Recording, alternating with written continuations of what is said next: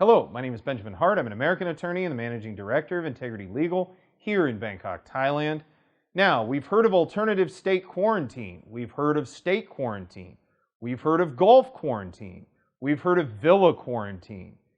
We've heard of plans to possibly shorten quarantine.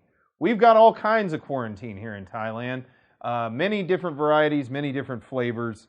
And a recent article from Thai Visa, that's thaivisa.com, article is titled Russians and Indian High Spenders in the Plans as Thai Tourism Minister Halves 2021 Assessment.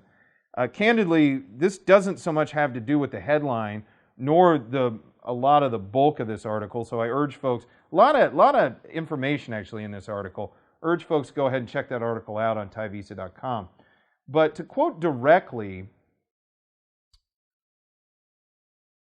Peapat was upbeat talking to Thai Wrath, that's who's being quoted by thaivisa.com, and we thank them for providing this translation, about who these tourists might be, promoting the new idea of, quote, area quarantine, unquote, while the ministerial aide said about 5 million doses of vaccine are being sought to inspire confidence in main tourism hotspots like Pattaya and Phuket. Quoting further, he was keen to hype up his, quote, area quarantine, unquote, plans, and the acronym is AQ, saying it was much better than the, quote, villa quarantine, unquote, that has already been started in Phuket. Under AQ, tourists would still quarantine for 14 days, but they would only be under lockdown in their rooms for 3 days. Then they would be free to use the grounds of participating hotels for the remaining 11. A lot of opacity with respect to this notion of area quarantine.